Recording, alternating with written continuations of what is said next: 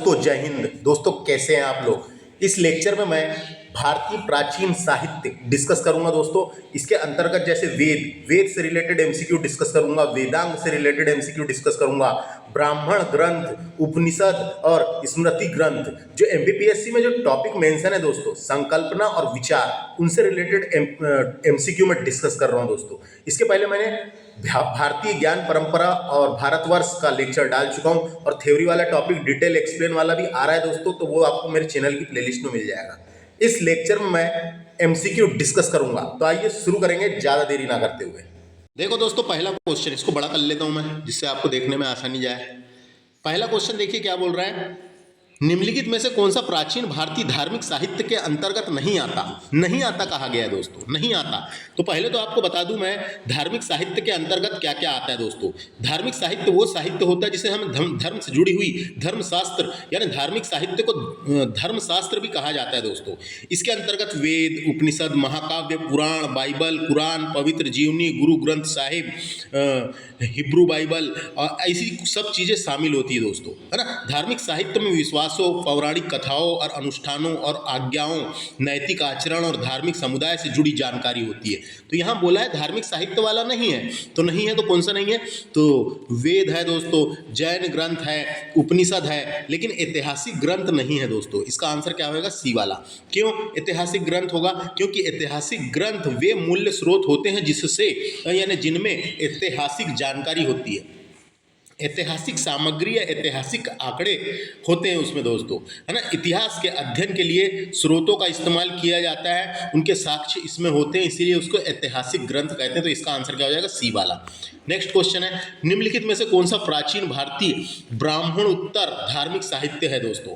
तो धार्मिक साहित्य की बात हो रही, कौन सा है करके बोला गया है, तो ब्राह्मण उत्तर की बात हो रही। ब्राह्मण उत्तर धार्मिक साहित्य कौन सा है, तो आपको बता दूं, उपनिषद है, रामायण है, मनुष्य यानी स्मृति है, लेकिन बौद्ध ग्रंथ नहीं है दोस्तों। बौद्ध ग्रंथ नहीं है क्योंकि यहाँ बोला है ब्राह्मण उत्तर धार्मिक साहित्य। ब्राह्मण उत्तर धार्मिक साहित्य के अंतर्गत बौद्ध ग्रंथ नहीं आता, है ना। बौद्ध धर्म में, बौद्ध धर्म के प्रमुख ग्रंथों को त्रिपिटक कहा गया है दोस्तों। बौद्ध धर्म के प्रमुख ग्रंथों को त्रिपिटक कहा गया है। त्रिपिटक पाली भाषा में लिखे गए थे। इन ग्रंथों में भगवान बुद्ध के उपदेशों का संग्रह है। त्रिपिटक को 3 भागों में बांटा गया, जैसे विनय पिटक, सुक्त पिटक और अभिधम्म पिटक, है ना। तो बौद्ध ग्रंथ इसका आंसर हो जाएगा, याद रखना है। समझ में आया क्वेश्चन, समझ में आ गया। नेक्स्ट है, अब वेद से रिलेटेड बातें हम जानेंगे दोस्तों। वेद से रिलेटेड बातें हम जानेंगे। तो मैंने बता दिया था प्राचीन धार्मिक, यानी प्राचीन भारतीय धार्मिक साहित्य में वेद, ब्राह्मण, अरण्यक, उपनिषद, वेदांग, ये सब आते हैं, महाकाव्य, स्मृति ग्रंथ और पुराण आते हैं। तो एक एक करके डिस्कस करते हैं दोस्तों। सबसे पहले आपको जानकारी के लिए बता दूं वेद क्या होता है करके, थोड़ी सी जानकारी दे देता हूँ, फिर एमसीक्यू डिस्कस करेंगे। तो वेद दोस्तों सनातन धर्म के सबसे प्राचीन ग्रंथ है वेद, है ना। वेद संस्कृत में विद शब्द से बना है दोस्तों। वेद नाम जो है संस्कृत के विद धातु के शब्द से बना है दोस्तों, जिसका अर्थ होता है ज्ञान। वेदों को आपौरुषे यानी अपौरुष से कहा गया है दोस्तों। वेदों को क्या कहा गया है, अपौरुष से कहा गया है दोस्तों, है ना। यानी मानव ने नहीं लिखा, इसका मतलब होता है, यानी ये अपौरुष से है, यानी मानव ने नहीं लिखा।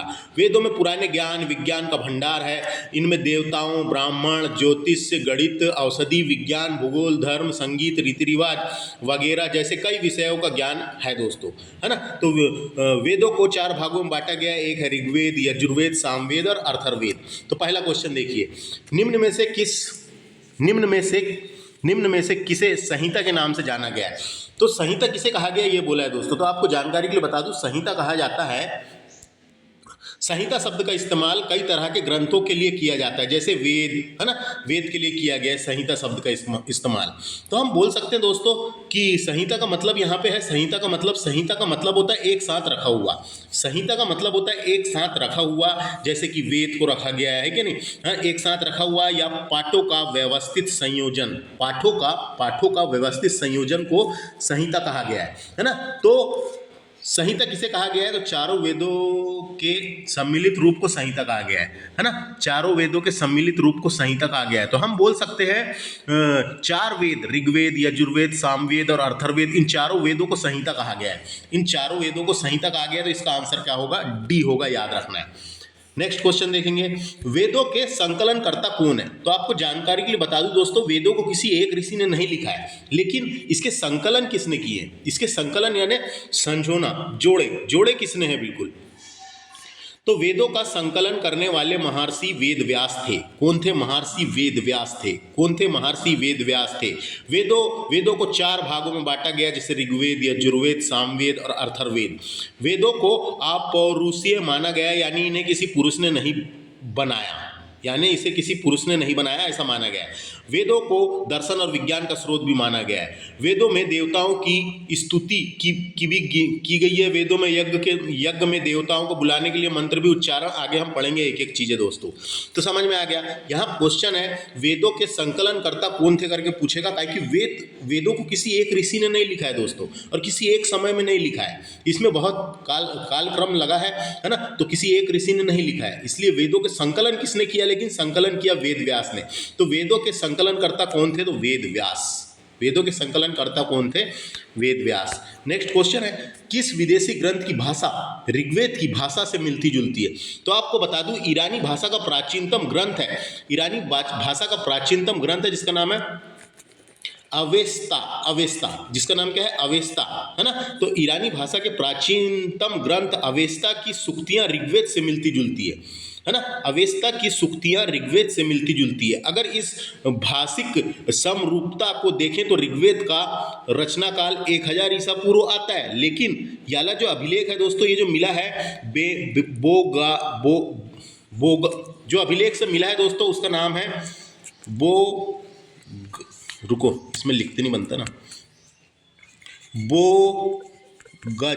बोगज कोई, ये अभिलेख है ना, बोगज कोई इसे एशिया माइनर में पाया गया है दोस्तों। एशिया माइनर में पाया गया है, जो 1400 ईसा पूर्व के अभिलेख है, जो 1400 ईसा पूर्व के अभिलेख है ना। में हिंदू देवताओं इंद्र, है ना, इंद्र और मित्रा, वरुण और नासत्य इत्यादि को देखते हुए इसका काल और पीछे माना जा सकता है। तो अपने क्वेश्चन ऐसे ही आ सकता है, किस विदेशी ग्रंथ की भाषा ऋग्वेद की भाषा से मिलती जुलती है? तो अवेस्ता, ईरानी भाषा के प्राचीनतम ग्रंथ अवेस्ता से मिलती जुलती है, याद रखना है। नेक्स्ट क्वेश्चन है, ऋग्वेद के किस सूक्त में चतुर्वर्ण व्यवस्था का उल्लेख किया गया है? तो याद रखना है, वेद में जो है ऋग्वेदिक पुरुष सूक्त में, ऋग्वेदिक पुरुष सूक्त, ये पुरुष सूक्त है ना दोस्तों, ऋग्वेदिक पुरुष सूक्त में हुआ है दोस्तों। इसमें जो है, इसमें प्राचीन 4 सामाजिक वर्गों का औपचारिक विभाजन का वर्णन मिलता है। इस पाठ में ब्राह्मण, वैश्य, क्षुद्र, है ना, इन सब की तुलना आदिकाल यज्ञ के दौरान शरीर के विभिन्न अंगों से की गई है दोस्तों। आदिकाल शब्द के दौरान शरीर के विभिन्न अंगों से की गई है। तो क्वेश्चन आते रहता है, याद रखना है, क्वेश्चन आते रहता है। यही पूछेगा, ऋग्वेद के किस सूक्त में चतुर्वर्ण व्यवस्था का उल्लेख किया गया है? तो ये पूछेगा, पुरुष सूक्त में किया गया, याद रखना है, पुरुष सूक्त में किया गया है, पुरुष सूक्त में किया गया है दोस्तों। कहाँ किया गया है? पुरुष सूक्त में किया गया है, ये पूछा जाते रहता है। अब नेक्स्ट क्वेश्चन देखिए दोस्तों, 7वें नंबर का क्वेश्चन, निम्नलिखित में से किस सूक्त में चतुर्वर्ण व्यवस्था का उल्लेख नहीं है बोला है? नहीं है ना। तो आपको बता दूं, चतुर्वर्ण व्यवस्था का उल्लेख ऋग्वेद में मिलता है। ऋग्वेद के 10वें मंडल के पुरुष सूक्त में वर्ण व्यवस्था का वर्णन मिलता है ना। मैंने बता दिया, ऋग्वेद के 10वें मंडल के पुरुष सूक्त में वर्ण व्यवस्था का वर्णन मिलता है। इसके अलावा वर्ण व्यवस्था, है ना, जो यह है वर्ण व्यवस्था, जो व्यवसाय और समाज में उनकी स्थिति के आधार पर बांटी गई थी। वर्ण व्यवस्था को वर्णाश्रम धर्म भी कहा जाता है। वर्ण व्यवस्था वैदिक काल से लेकर महाभारत काल तक बनी रही दोस्तों, है ना। वर्ण व्यवस्था के मुताबिक समाज के 4 वर्ग थे, है कि नहीं? ब्राह्मण,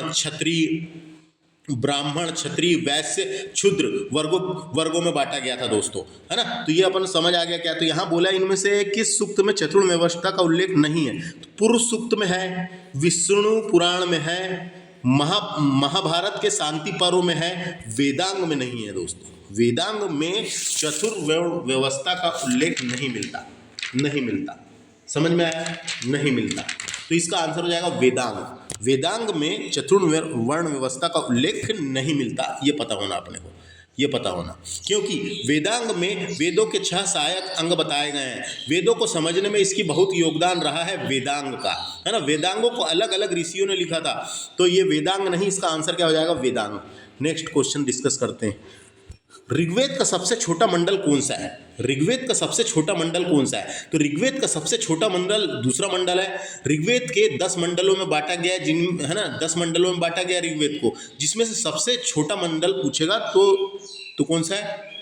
ऋग्वेद का सबसे छोटा मंडल दूसरा मंडल है। ऋग्वेद का सबसे छोटा मंडल कौन सा है, ऐसा क्वेश्चन अगर आता है तो अपने को क्या लगाने की बनती है? तो देखो, ऋग्वेद के प्रथम और दसम मंडल सबसे अंत में जोड़े गए थे। दूसरा और 7वें मंडल की ऋचाएं सर्वाधिक प्राचीन है। तो यहाँ पे क्या बोला गया है? ऋग्वेद का सबसे छोटा मंडल कौन सा है ना। तो आपको बता दूं, इसका द्वितीय आंसर ही सही है। देखो, ऋग्वेद का द्वितीय मंडल जो है, द्वितीय मंडल ये सबसे छोटा है और 10वां मंडल सबसे बड़ा है। अभी क्वेश्चन आया कौन सा 10वें नंबर का जो मंडल है वो सबसे बड़ा है, याद रखना है। सबसे छोटा पूछा द्वितीय नंबर का और 10वें नंबर का मंडल सबसे बड़ा है, ये जानकारी अपने को होना, ये जानकारी अपने को होना, ऐसा क्वेश्चन बना। तो नेक्स्ट क्वेश्चन है, सूची दी हुई है दोनों तरफ, है ना। एक तरफ में वेद लिखे और इस तरफ उनसे संबंधित ऋषि दिए हुए हैं दोस्तों, उनसे संबंधित ऋषि दिए हुए हैं, उनसे संबंधित ऋषि दिए हुए हैं। क्योंकि ऋग्वेद से जुड़े ऋषियों को ऋग्वेद के ऋषि कहते हैं, ऋग्वेद के ऋषि कहते हैं, है ना, ऋग्वेद के ऋषि कहते हैं। जैसे कि यहाँ पे नाम लिखे हुए हैं। सनातन धर्म का प्रमुख ग्रंथ है ये। ऋग्वेद की रचनाओं को पढ़ने वाले ऋषि को होत्र कहा गया है, ये तो पता होगा आपको, है ना। ऋग्वेद की रचनाओं को पढ़ने वाले ऋषि को कहा गया होत्र। तो देखो, ये ऋग्वेद की रचनाओं को पढ़ने वाले ऋषि को होत्र कहा गया, तो इसका आंसर क्या हो जाएगा? ये होत्र कहा गया, तो इसका आंसर क्या हो जाएगा? तीसरा। इसका आंसर क्या हो जाएगा? पहले का तीसरा। दूसरा, यजुर्वेद के ऋषि को क्या कहा गया है? तो यजुर्वेद के ऋषि को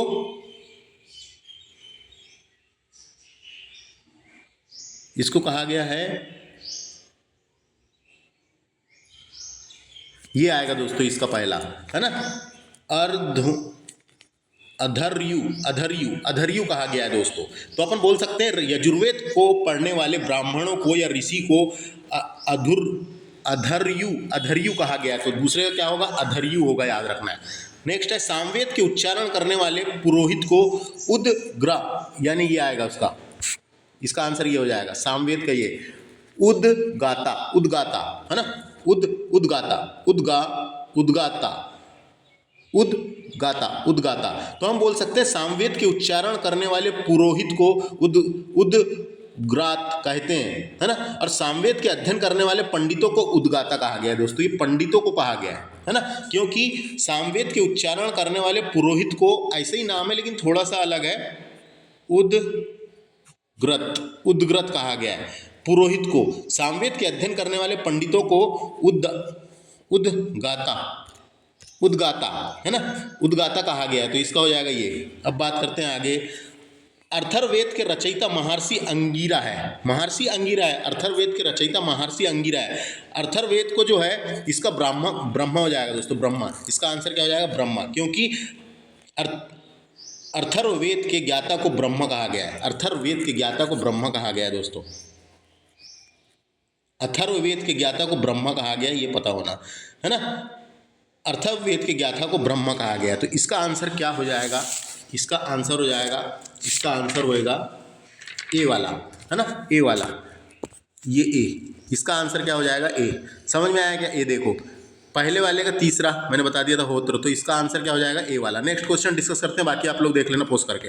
देखिए, इधर चलते हैं, क्या है क्वेश्चन? निम्नलिखित में से कौन सी ऋग्वेद से संबंधित विशुद्धि नहीं है? ऋग्वेद से संबंधित सॉरी गलत बोल दिया मैंने, हिंदी अच्छी नहीं है लेकिन फिर भी पढ़ा रहा हूँ। विदुषी, है ना, क्या बोला है? कौन सी ऋग्वेद से संबंधित विदुषी नहीं है? ऋग्वेद से संबंधित विदुषी नहीं है। तो आपको बता दूं, ऋग्वेद में कई विदुषी महिलाओं का उल्लेख मिलता है दोस्तों। ऋग्वेद में कई विदुषी महिलाओं का उल्लेख मिलता है, जैसे कि गार्गी, मैत्रेयी, विशुंभरा और अपाला, घोष, लोपामुद्रा, सक्ता और निवावरी ऐसे महिलाओं का वो मिलता है ना। तो इसमें आंसर हो जाएगा दोस्तों, इसका आंसर गार्गी। इसका आंसर क्या हो जाएगा? गार्गी। इसका आंसर क्या हो जाएगा? गार्गी।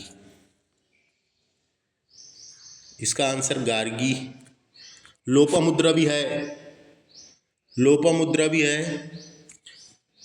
इसका आंसर ये नहीं होगा दोस्तों, गार्गी नहीं होगा। इसका आंसर हो जाएगा कक्षावृत्ति। कक्षावृत्ति, रुको देख लेता हूँ दोस्तों। इसका आंसर जो है लोपामुद्रा तो थी, गार्गी भी थी। ये साची और कक्षावृत्ति, दोनों में से एक आंसर है दोस्तों। इसका मिल नहीं रहा है आंसर, है ना। ये भी हो सकता है, ये भी हो सकता है, क्योंकि आपको बता दूं ऋग्वेद में कई विदुषी महिलाओं का उल्लेख मिलता है। जैसे बता दिया मैंने, मैत्रेयी, गार्गी, लोपामुद्रा, घोषा, विश्ववारा, अपाला, आदिति, इंद्राणी, सर्परागी और वाक्य, है ना। ऐसी कई महिलाओं का मिलता है। जैसे कुछ महिला विद्वान का उल्लेख किया गया इसमें, है ना। इन जैसी ये जो नाम लिखे हुए लोपामुद्रा, गार्गी जैसे कुछ महिला विद्वानों का उल्लेख किया गया है। इसके अलावा सबसे इंपॉर्टेंट है ये मैत्रेयी एक दार्शनिक और विद्वान थी जो वैदिक काल में रही है। क्वेश्चन आ सकता है, मैत्रेयी एक दार्शनिक और विद्वान थी जो वैदिक काल में रही है। क्वेश्चन ऐसा आ सकता है, निम्नलिखित में से कौन सी प्रमुख महिला वैदिक विद्वान थी? तो मैत्रेयी, है ना, ये याद रखना है। तो समझ में आ गया। नेक्स्ट क्वेश्चन डिस्कस करते हैं अपन। क्योंकि ये जो विदुषियाँ थी दोस्तों, विदुषी थी, इन विदुषियों ने वेदों के कई सूक्तों की रचना की थी दोस्तों।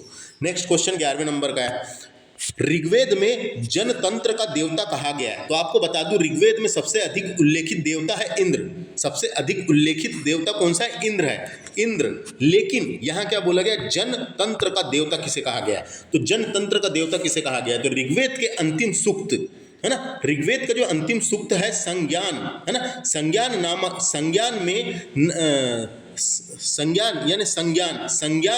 देवता को, ऋग्वेद के अंतिम सूक्त में संज्ञान नामक देवता को जनतंत्र का देवता कहा गया है। जनतंत्र का देवता कहा गया है, ये याद रखना है। समझ में आ गया?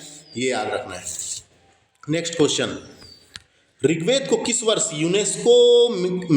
यूनेस्को के विश्व मानव विरासत में शामिल किया गया था? तो ऋग्वेद को 2007 में UNESCO memory of the world register में एक दस्तावेज विरासत के रूप में शामिल किया गया था दोस्तों। यह हिंदुओं का सबसे पुराना ज्ञात ग्रंथ है और मानव जाति के इतिहास में पहला साहित्यिक दस्तावेज भी कहा गया है इसको। तो 2007 आंसर होगा इसका, 2007। नेक्स्ट है, किस वेद को वाजसनेयी कहा गया? वाजसनेयी कहा गया है। तो आपको बता दूं, शुक्ल यजुर्वेद को वाजसनेयी संहिता के नाम से जाना गया है। शुक्ल यजुर्वेद को वाजसनेयी संहिता के नाम से जाना गया है। वाजसनेयी नाम याज्ञवल्क्य के संरक्षण वाजसेन के से लिया गया दोस्तों। वाजसेन वाजसनेयी शाखा के संस्थापक थे। वाजसनेयी शाखा के संस्थापक थे। तो यहाँ पे क्वेश्चन पूछा है, किस वेद को वाजसनेयी कहा गया? तो शुक्ल यजुर्वेद को वाजसनेयी संहिता कहा गया है। नेक्स्ट क्वेश्चन है, कथनों पर विचार करना है अपने को और बताना है सोच समझ के कि कौन सा सत्य है करके, है कि नहीं। तो अपन विचार करते हैं। देखो क्या लिखा है 14वें नंबर का क्वेश्चन है ये, 14वें नंबर का क्वेश्चन। तो क्या लिखा है? 14वें नंबर का क्वेश्चन है। 14वें नंबर का क्वेश्चन देखो, इसको पढ़ना है और अपने को बताना है। तो पहला क्या कहता है? धनुर्वेद यजुर्वेद का उपवेद है। धनुर्वेद यजुर्वेद का उपवेद है जिसकी रचना विश्वामित्र ने की थी। तो ये सही है कि नहीं है, अपने को सोच समझ के बताना है। तो ये सही है दोस्तों। धनुर्वेद जो है यजुर्वेद का उपवेद है जिसकी रचना विश्वामित्र ने की थी, ये बिल्कुल सही है, ये सही होएगा। नेक्स्ट है, सामवेद की अधिकांश ऋचाएं यजुर्वेद से ली गई है। नहीं दोस्तों, नहीं ली गई है। अधिकांश ऋचाएं यजुर्वेद से नहीं ली गई है। अथर्ववेद के अधिकांश मंत्र लौकिक जीवन से संबंधित है दोस्तों। नहीं रुको, अथर्ववेद के अधिकांश मंत्र लौकिक जीवन से संबंधित है, हाँ लौकिक जीवन से ही संबंधित है, तो ये इसका आंसर क्या हो जाएगा, सही, यानी आंसर नहीं, ये वाला जो कथन है सही है। नेक्स्ट है ऋग्वेद में भूमि सूक्त में पृथ्वी की महानता को दर्शाया गया है, नहीं, इसका आंसर हो जाएगा बी वाला, इसका आंसर हो जाएगा बी वाला। पहला और तीसरा सत्य है, पहला और तीसरा कथन सत्य है, ये वाला और दूसरा ये वाला, बाकी ये दो कथन जो है ये उतने सटीक नहीं बैठते और सत्य भी नहीं है, तो इसका आंसर हो जाएगा पहला और तीसरा। नेक्स्ट क्वेश्चन है अश्वमेध यज्ञ का उल्लेख कहाँ हुआ था, तो आपको बता दूं क्या है क्वेश्चन, अश्वमेध यज्ञ का सर्वप्रथम उल्लेख कहाँ हुआ था, तो अति प्राचीन यज्ञ है ये, अति प्राचीन यज्ञ प्रतीत होता है क्योंकि ऋग्वेद के 2 सूक्तों में इसका वो मिलता है, ऋग्वेद के 2 सूक्तों में मिला है। तो अश्वमेध यज्ञ में प्रयुक्त अश्व तथा उससे दिए जाने वाले हवन का विशेष विवरण दिया गया है दोस्तों, विशेष विवरण दिया गया है, तो इसका आंसर क्या हो जाएगा, इसका आंसर क्या हो जाएगा, इसका आंसर हो जाएगा पुरुष सूक्त, भूमि सूक्त, ऋग्वेद के 3रे मंडल, ऋग्वेद के 7वें मंडल, तो इसका आंसर हो जाएगा ऋग्वेद के 7वें मंडल में मिलता है दोस्तों, कहाँ मिलता है, ऋग्वेद के 7वें मंडल में अश्वमेध यज्ञ का उल्लेख मिलता है, अश्वमेध यज्ञ का उल्लेख मिलता है, पता रहना चाहिए अपने को। ऋग्वेद का जो 7वां मंडल है उसमें अश्वमेध यज्ञ का उल्लेख मिलता है। इसके अलावा ऋग्वेद से रिलेटेड डिटेल वीडियो अभी आले वीडियो के बाद ये नहीं आ चुका है, आप मेरे चैनल की प्लेलिस्ट में जाके देख सकते हैं, है ना। तो अश्वमेध यज्ञ का उल्लेख ऋग्वेद के 7वें मंडल में मिलता है। नेक्स्ट क्वेश्चन है निम्न में से कौन सा सामवेद की शाखा नहीं है, सामवेद की शाखा नहीं है करके पूछा है, तो सामवेद की प्रमुख शाखाएं हैं जैसे कैथुम, राणायणी, जैमिनी, 3 शाखा है दोस्तों, 3 शाखा है, कौन सी नहीं है बोला है, तो एक का नाम है कैथुमा या कैथुम भी बोलते हैं, कैथुम एक शाखा, ये दूसरी है राणायनी, तीसरी है जैमिनी, ये 3 शाखा ये नहीं है दोस्तों। पिप्लाद नहीं है, पिप्लाद शाखा उसकी नहीं है ना, पिप्लाद इसकी शाखा नहीं है, इसका आंसर क्या हो जाएगा, ये समझ में आया दोस्तों, ये पिप्लाद इसकी शाखा नहीं है, पिप्लाद जो है अर्थर्ववेद की शाखा है ना, और ये सामवेद की शाखा, ये 3 है। अब चलते हैं अपन वेदांग। अब देखो वेदांग डिस्कस करते हैं, इससे रिलेटेड एमसीक्यू। वेदांग जो होता है दोस्तों वेदों के 6 सहायक विज्ञान है ये, इसका शाब्दिक अर्थ होता है वेदों के अंग। वेदांग का मतलब होता है वेदों के अंग, इसलिए वेदांग कहा गया है। वेदों के अध्ययन, संरक्षण और व्याख्या में इनका अहम योगदान रहा है। वेदांगों को वैदिक शिक्षा का हिस्सा भी माना गया है। तो ये इधर दिया हुआ है, देखो वेदांग दिया हुआ है, इधर साइड वेद रूपी शरीर के अंग दिए हुए हैं दोस्तों, है ना। तो इसका आंसर क्या होगा ये अपने को बताना है।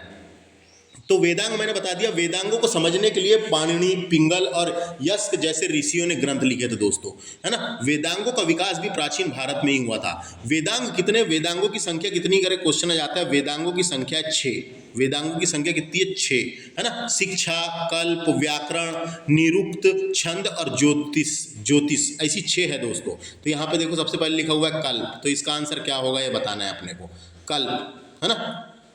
तो इसका आंसर क्या होगा, कल्प नहीं, कल्प। दोस्तों देखो इसका कल्प का क्या हो जाएगा, कल्प का हो जाएगा हाथ, कल्प का हो जाएगा हाथ। व्याकरण का क्या होगा, मुख, व्याकरण का मुख। निरुक्त का क्या हो जाएगा, निरुक्त का हो जाएगा कान, निरुक्त का हो जाएगा कान। और छंद का हो जाएगा पैर, छंद का हो जाएगा पैर, है ना। तो इसका आंसर क्या होएगा, इसका आंसर होएगा सी वाला, इसका आंसर होएगा सी वाला। बाकी डिटेल वीडियो मैंने डाल चुका हूँ। अब बात करते हैं अपन आगे ब्राह्मण ग्रंथ की बात करते हैं। ब्राह्मण ग्रंथ जो होता है दोस्तों, ब्राह्मण ग्रंथ जो है वेदों का गद्य में व्याख्या करने, यानी वेदों का गद्य में व्याख्या वाला हिस्सा होता है।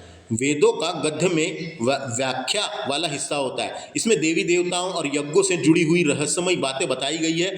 ब्राह्मण ग्रंथों की भाषा वैदिक संस्कृत है। हर वेद का एक या एक से ज़्यादा ब्राह्मण ग्रंथ होता है ना। हर वेद का एक या एक से ज़्यादा ब्राह्मण ग्रंथ होता है।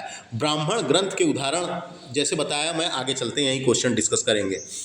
राज्य अभिषेक के नियमों का वर्णन किस ब्राह्मण ग्रंथ में मिलता है, ये बोला गया क्वेश्चन। तो राज्य अभिषेक के नियमों का वर्णन ऐत्रेय ब्राह्मण ग्रंथ में मिलता है। ये पहला वाला है, ऐत्रेय ब्राह्मण ग्रंथ में मिलता है। यह ऋग्वेद की एक शाखा है दोस्तों। ऐत्रेय ब्राह्मण में राज्य अभिषेक समारोह की व्याख्या भी की गई है। राज्य अभिषेक समारोह की व्याख्या भी की गई है, तो इसका आंसर क्या हो जाएगा? राज्य अभिषेक के नियमों का वर्णन ऐत्रेय ब्राह्मण में। नेक्स्ट क्वेश्चन है, किस ब्राह्मण ग्रंथ में राज्य अभिषेक के समय ली जाने वाली शपथ का उल्लेख मिलता है ना? शपथ की बात हो रही है यहाँ पे, शपथ की बात हो रही है, तो ये शपथ का उल्लेख भी इसी में मिलता है। नहीं दोस्तों रुको, इसका शपथ का उल्लेख कहाँ मिलता है करके बोला है क्वेश्चन। शपथ का उल्लेख कहाँ मिलता है? शपथ का उल्लेख कहाँ मिलता है? तो ये शतपथ ब्राह्मण में मिलता है दोस्तों। शतपथ ब्राह्मण में शपथ का उल्लेख किया गया है। शतपथ ब्राह्मण में शपथ का उल्लेख किया गया है, याद रखना है, क्वेश्चन आते रहता है। शपथ का विश्लेषण किया गया है ना, तो बताया गया है। देखो, राज्य अभिषेक का वर्णन पूछेगा, राज्य अभिषेक का वर्णन ऐत्रेय ब्राह्मण में मिलता है। और राज्य अभिषेक के समय ली जाने वाली शपथ का उल्लेख कहाँ मिलता है बोला गया है, तो शपथ का उल्लेख मिलता है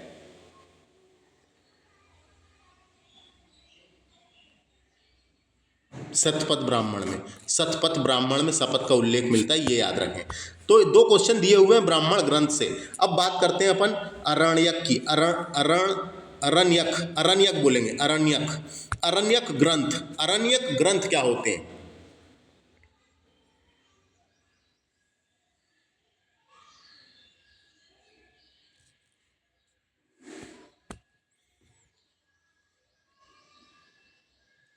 एक और क्वेश्चन आ सकता है, मेरे को याद आ रहा है एक क्वेश्चन ऐसा, ऐत्रेय और शतपथ ब्राह्मण में किस राजा के नाम का उल्लेख मिलता है? तो किस राजा के नाम का उल्लेख मिला है दोस्तों?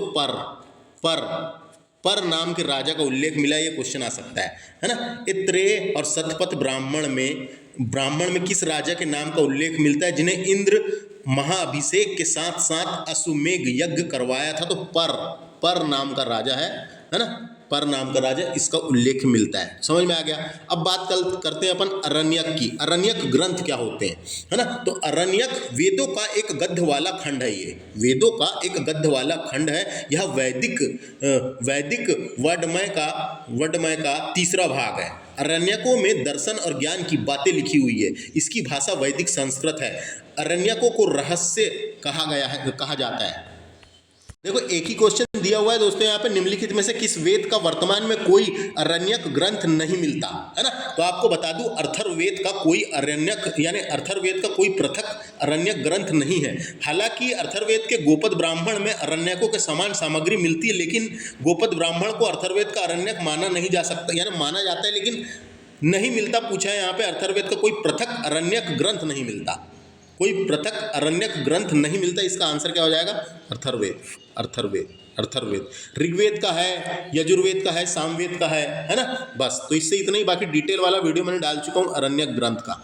बात करेंगे नेक्स्ट क्वेश्चन, उपनिषद की बात करते हैं। उपनिषद शब्द का साधारण अर्थ होता है समीप या उपवेशन या समीप बैठना होता है दोस्तों। यह शब्द उप और नी उपसर्ग तथा सद धातु से निष्पन्न हुआ है। सद धातु के 3 अर्थ होते हैं, जैसे कि विवरण, नाश होना, गति पाना, यानी किनारे बैठना, ऐसा सब बोल सकते हैं अपन।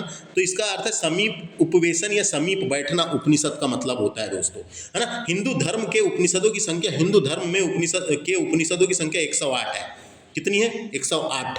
कभी पूछा, पहला क्वेश्चन वही है। देखो, उपनिषदों की संख्या कितनी है? 108 है, याद रखना है। नेक्स्ट क्वेश्चन है, शंकराचार्य ने कितने उपनिषदों पर भाष्य लिखा है? तो आदि शंकराचार्य ने 10 से 11 उपनिषदों पर भाष्य लिखा है। तो यहाँ पे आंसर है 10, तो 10 आ जाएगा। 10 से 11 उपनिषदों पर भाष्य लिखा है। इन उपनिषदों को मुख्य या प्राथमिक उपनिषद भी कहा गया है, ये याद रखना है। नेक्स्ट क्वेश्चन है, ये 10 याद रखना है, 10, है ना? नेक्स्ट क्वेश्चन है, सबसे छोटा उपनिषद कौन सा है? सबसे छोटा उपनिषद कौन सा है? तो मंडूक्य उपनिषद, यानी मंडूक्य उपनिषद सभी उपनिषदों में सबसे छोटा उपनिषद है। कौन सा वाला? कौन सा? ये वाला। कौन सा वाला?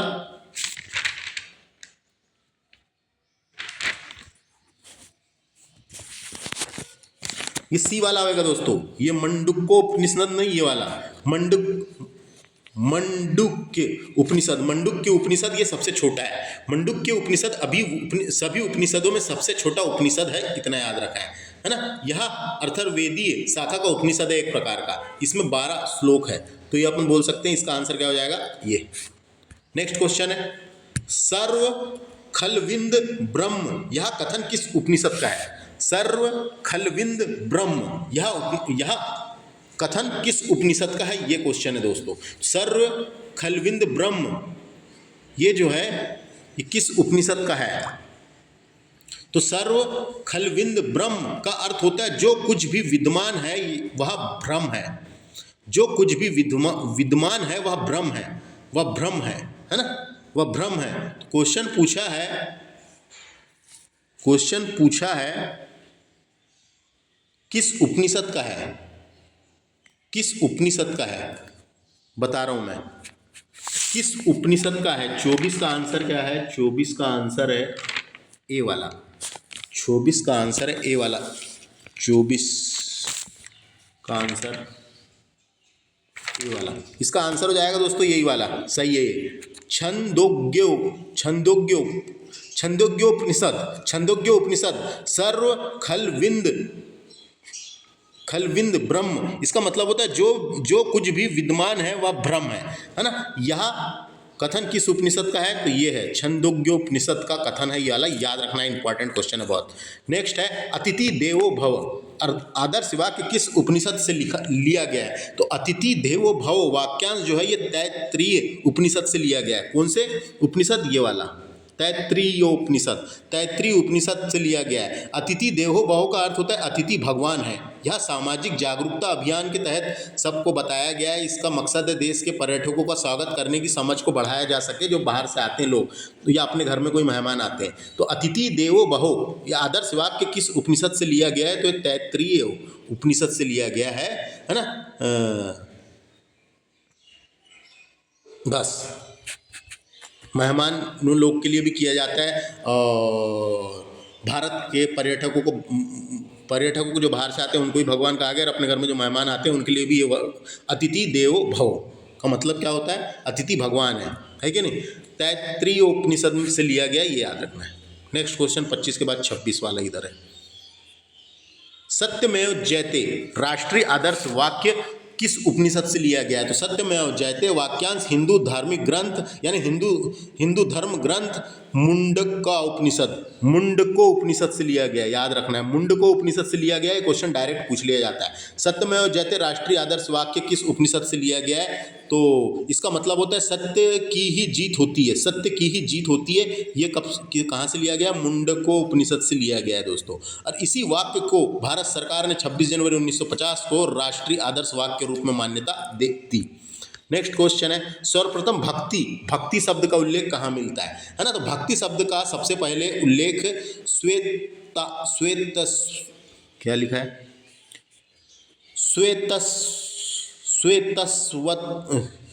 श्वेतेश्वर उपनिषद, ये आएगा इसका पहला वाला आंसर।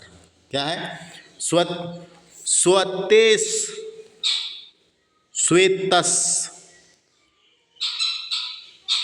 श्वेत-स्वत-रो-उपनिषद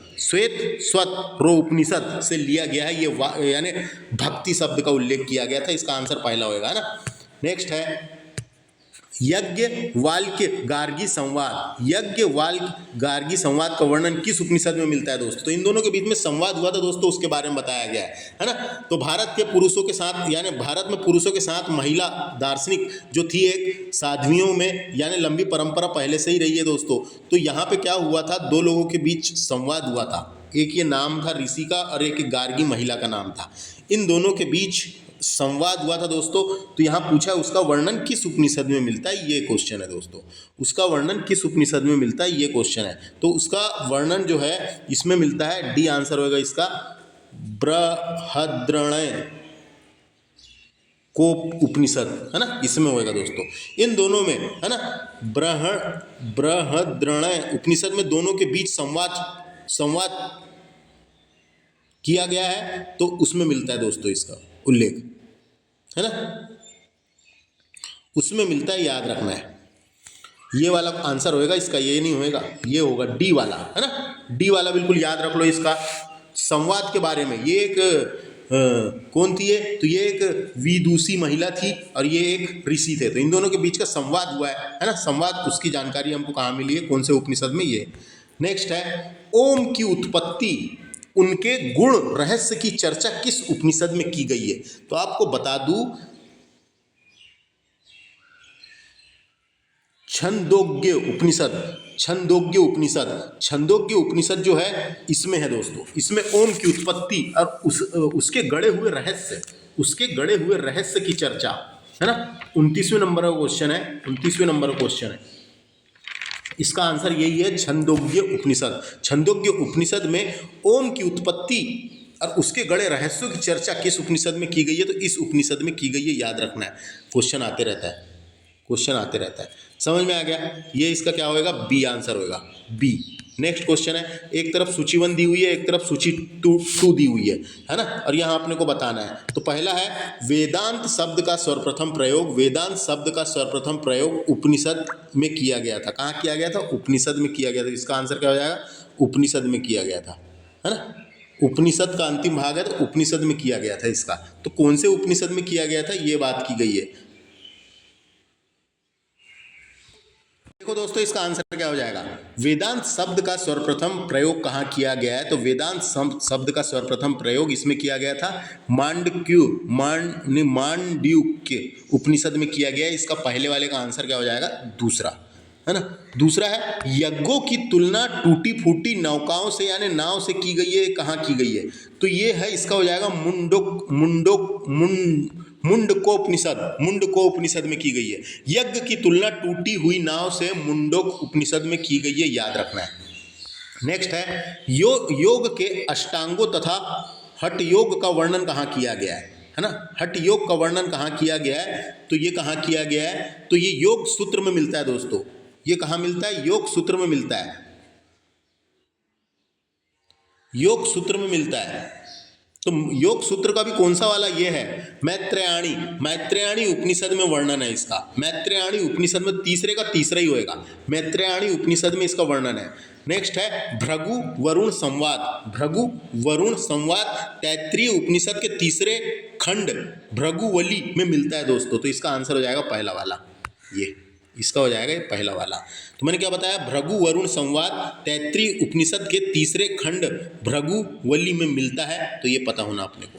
तो इसका आंसर हो जाएगा पहला वाला, ये इसका, क्योंकि पहले का क्या है, दूसरा, पहले का दूसरा, बी का कौन सा चौथा और सी का तीसरा, सी का तीसरा और चौथे का डी, ये चौथे डी का पहला।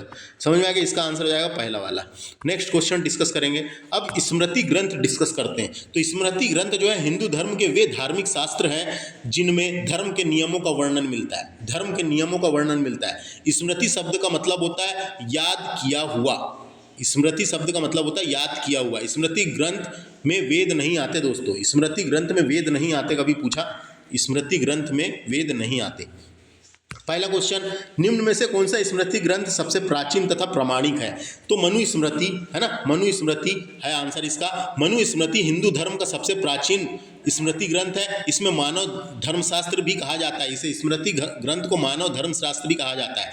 यह हिंदू साहित्य यानी यह हिंदू संहिता की किताब में सबसे ज़्यादा प्रामाणिक मानी जाती है। इसका आंसर हो जाएगा मनु स्मृति।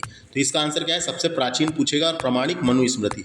नेक्स्ट है, निम्न में से कौन सी एकमात्र स्मृति गद्य शैली में लिखी गई थी, है ना। तो गद्य शैली में कौन सी लिखी गई है, ये बताना है अपने को। तो विष्णु स्मृति जो है दोस्तों, इसका आंसर क्या हो जाएगा, विष्णु स्मृति। इसका आंसर क्या हो जाएगा, विष्णु स्मृति एकमात्र स्मृति है जो विष्णु स्मृति धर्मशास्त्र ग्रंथों में आती है। उसका मनु स्मृति यानी इसमें हम बोल सकते हैं, क्वेश्चन क्या है, गद्य शैली में लिखी गई है। तो हाँ, ये जो है छंद छंद बाद जोड़े गए हैं, इसमें कथा ग्रह और छंद छंद जोड़े गए हैं, तो अपन बोल सकते हैं इसमें गद्य शैली में लिखी गई है ना। कौन सी शैली में, गद्य शैली में विष्णु स्मृति लिखी गई है, याद रखना है, क्वेश्चन आएगा तो विष्णु स्मृति। नेक्स्ट है, कौन सा मनु स्मृति के भाष्यकार नहीं है करके पूछा है ना, नहीं है। तो आपको बता दूं कुल्लुक भट्ट ये तो हैं, कुल्लुक भट्ट ये तो हैं, मेघातिथि ये तो हैं, ये दो का नाम तो आपको पता चल गया, ये दोनों हैं, है ना। इन दोनों ने मनुस्मृति पर अपनी टिप्पणी के लिए प्रसिद्ध है, इन दोनों ने टिप्पणी की है ना, टिप्पणी की है, इन दोनों ने क्या किया, टिप्पणी की है, भाष्यकार रहे हैं इनके। लेकिन तो और गोविंदराज भी भाष्यकार रहे हैं, गोविंदराज। तो इसका आंसर हो जाएगा विज्ञानेश्वर भाष्यकार नहीं थे, इससे संबंधित नहीं है विज्ञानेश्वर। इसका आंसर हो जाएगा विज्ञानेश्वर, ये दोनों है, ये भी है ना, भाष्यकार। नेक्स्ट क्वेश्चन चलते हैं इधर। किस स्मृति ग्रंथ में सर्वप्रथम दासों की मुक्ति का विधान मिलता है ना। तो क्वेश्चन डायरेक्ट आ सकता है, दासों की मुक्ति का विस्तृत निरूपण सर्वप्रथम मिलता है कहाँ पे, तो ये मिलता है नारद स्मृति में दोस्तों, नारद स्मृति में मिलता है। कहाँ मिलता है, नारद स्मृति में मिलता है, नारद स्मृति में मिलता है। कहाँ मिलता है, नारद स्मृति में मिलता है, नारद स्मृति में मिलता है सबसे दासों की मुक्ति का विस्तार विवरण। इसका आंसर हो जाएगा नारद स्मृति, है ना, याद रखना है।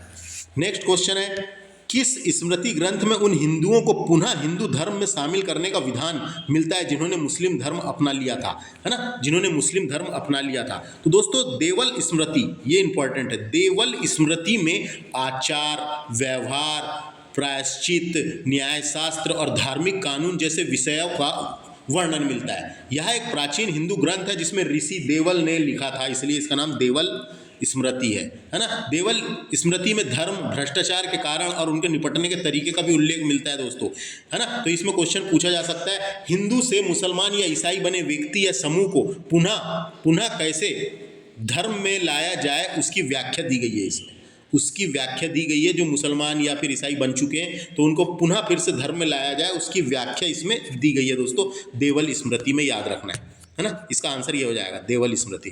नेक्स्ट क्वेश्चन इधर चलते हैं। अब यहाँ से जो क्वेश्चन आ चुके हैं दोस्तों वाले दिए हुए हैं, है ना, तो इनको डिस्कस करते हैं। क्वेश्चन देखो, किस वेद में सभा और समिति को पृथक संस्था के रूप में घोषित किया गया है। तो ये तो बहुत आसान क्वेश्चन है ना, आ चुका है 2024 MPPSC में। ये है अथर्ववेद में, अथर्ववेद में। तो इसमें दोस्तों अथर्ववेद में सभा और समिति को प्रजापति की दो पुत्रियां कहा गया है, प्रजापति की दो पुत्रियां कहा गया है। इससे पता चलता है कि वैदिक समाज में ये दोनों संस्थाएं विकसित रूप से थी। कौन सी संस्थाएं, एक तो सभा और समिति, ये दोनों संस्थाएं विकसित रूप से थी वैदिक समाज में। तो अपन बोल सकते हैं अथर्ववेद में उपयुक्त उदाहरण से स्पष्ट हुआ है कि सभा और समिति अलग अलग अस्तित्व था, अलग अलग अस्तित्व था। तो क्वेश्चन ऐसा आता है, किस वेद में सभा और समिति को पृथक संस्था के रूप में घोषित किया गया है। तो मैंने बता दिया, सभा और समिति को प्रजापति की दो पुत्रियां कहा गया है ना, अथर्ववेद में। नेक्स्ट क्वेश्चन है, कौन सा वेद सबसे अधिक प्राचीन है। तो ये तो सबको पता है, ऋग्वेद सबसे प्राचीन वेद है। यह सनातन धर्म और दुनिया का सबसे पुराना मौजूद ग्रंथ है दोस्तों। इसमें करीब ये ऋग्वेद की रचना करीब 3500 साल पहले हुई थी, है ना, 3500 साल पहले हुई थी, ऐसा माना जाता है। ऋग्वेद सबसे प्राचीन पूछेगा तो। नेक्स्ट है, कालिका पुराण किस धर्म से संबंधित है। तो कालिका पुराण हिंदू धर्म की शाक्त परंपरा से जुड़ा हुआ है, हिंदू धर्म की शाक्त परंपरा से जुड़ा हुआ है दोस्तों, याद रखना है ना। शाक्त परंपरा, हिंदू धर्म की शाक्त परंपरा से जुड़ा हुआ है। 18 लघु पुराणों में से एक है, एक प्रकार का ये शाक्त, है ना, शाक्त। और इसे काली पुराण और सती पुराण या कालिका तंत्र भी कहते हैं। तो अपने को पूछेगा कालिका पुराण किस धर्म से जुड़ा हुआ है, शाक्त आंसर हो जाएगा इसका, क्या, शाक्त हो जाएगा। नेक्स्ट क्वेश्चन 38 के बाद अब 39। निम्नलिखित में से कौन सा ब्राह्मण ग्रंथ ऋग्वेद से संबंधित है। कौन सा ब्राह्मण ग्रंथ ऋग्वेद से संबंधित है पूछता है ना। तो ऋग्वेद से जुड़ा हुआ ब्राह्मण ग्रंथ, उसका नाम है ऐत्रेय ब्राह्मण ग्रंथ, ऐत्रेय ब्राह्मण ग्रंथ, है ना। दो है दोस्तों, ऋग्वेद से जुड़े हुए दो ब्राह्मण ग्रंथ है, जिसका नाम है एक ऐत्रेय ब्राह्मण ग्रंथ और कौशिकी ब्राह्मण ग्रंथ, है ना। दो है, जिसमें से एक ही दिया है यहाँ पे, तो इसका आंसर ये हो जाएगा ऐत्रेय ब्राह्मण ग्रंथ। ऋग्वेद से जुड़ा हुआ है, पता रहना चाहिए। ऐसे क्वेश्चन आ जाते हैं, किससे संबंधित है, किससे जुड़ा हुआ है। नेक्स्ट क्वेश्चन, निम्न में से किसका संबंध वेदांत दर्शन के साथ नहीं था, है ना। किसका संबंध वेदांत दर्शन के साथ नहीं था। तो आपको बता दूं, आदि शंकराचार्य का था, रामानुजन का था, मध्याचार्य का था, भास्कर का था, वल्लभ का था, विज्ञान भिक्षु का था, स्वामी विवेकानंद का था। तो यहाँ पे बोला है किसका नहीं था करके बोला है ना। तो देखो इसका शंकराचार्य का था, रामानुजन का था, माधवाचार्य का था, अभिनव गुप्त का नहीं था दोस्तों। अभिनव गुप्त बाद के हैं, अभिनव गुप्त का नहीं था, तो इसका आंसर क्या हो जाएगा? अभिनव गुप्त।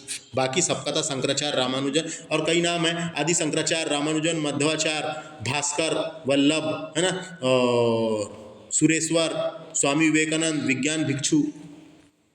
इसका आंसर हो जाएगा बी वाला। संस्कृत साहित्य का दुर्भाव किस वेद द्वारा हुआ था दोस्तों? दुर्भाव नहीं है, प्रादुर्भाव किस वेद के द्वारा हुआ था? तो संस्कृत साहित्य की शुरुआत ऋग्वेद से हुई थी। संस्कृत साहित्य की शुरुआत ऋग्वेद से हुई थी दोस्तों। ऋग्वेद हिंदू धर्म के सबसे प्राचीन पवित्र ग्रंथों में से एक है। वैदिक संस्कृति सूक्तों का संग्रह है इसमें। ऋग्वेद को किसी भी यूरोपीय भाषा का सबसे पुराना ग्रंथ भी माना गया है दोस्तों, है ना। ऋग्वेदिक काल से लेकर आज तक संस्कृत भाषा के माध्यम से सभी प्रकार के निर्णय होते रहे हैं, तो ये इसका आंसर ऋग्वेद हो जाएगा। संस्कृत साहित्य का पूछा है ऋग्वेद। इस तरीके से ये वाला टॉपिक खत्म, है ना। नेक्स्ट टॉपिक में हम डिस्कस करेंगे राजनीतिक सामाजिक व्यवस्था में सभा समिति को डिस्कस करूंगा मैं, उससे रिलेटेड, और ये गणतंत्र, है ना। तो मेरे इस चैनल को सब्सक्राइब कर लीजिए, और इसके पहले एक वीडियो डाल चुका हूं, उसको भी जाके बिल्कुल देखना ना भूलें। धन्यवाद।